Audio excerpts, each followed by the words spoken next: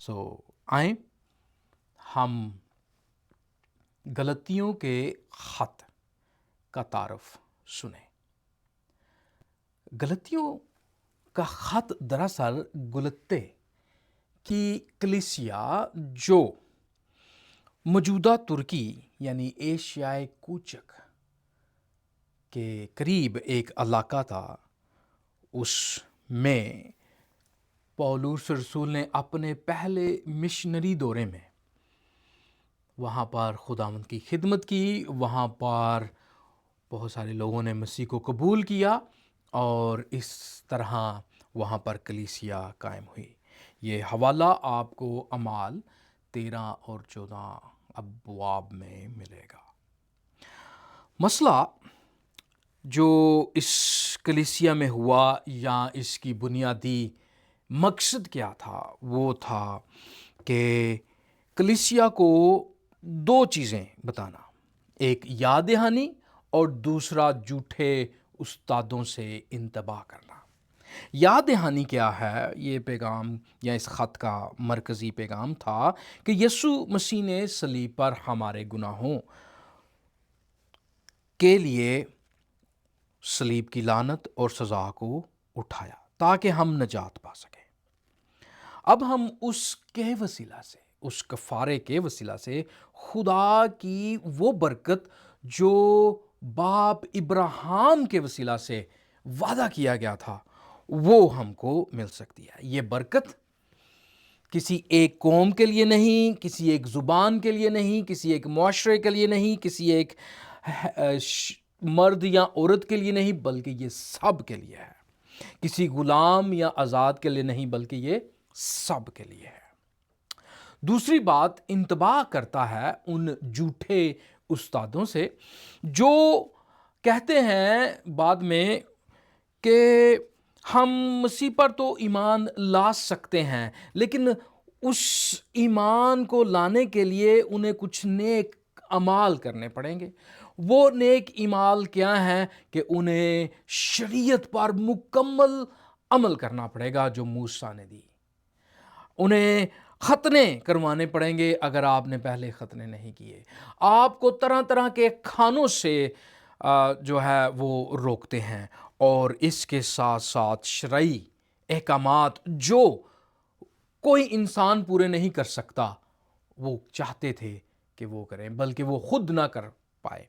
مسیح یسوع متی کی انجیل اس کے 5ویں باب اور اس کی 17ویں آیت میں بتا چکے ہیں کہ کوئی کلام کو شریعت کو پورا نہیں کر سکتا سوائے اس کے، لیکن یہ جھوٹے استاد بتاتے ہیں کہ اگر آپ نے نجات پانی ہے تو مسیح کے ساتھ ساتھ آپ نے یہ کام بھی کرنے ہیں، اور پولس رسول کو پتہ چلتا ہے اور وہ اس خط کو پھر تحریر کرتا ہے تاکہ اس غلط تعلیم سے جس کو مسیح نے پہلے پورا کر چکا ہے لوگوں کو بچائے اور ان جھوٹے استادوں کو بگائے۔ وہ دفاع کرتا ہے پولس رسول اس خط میں۔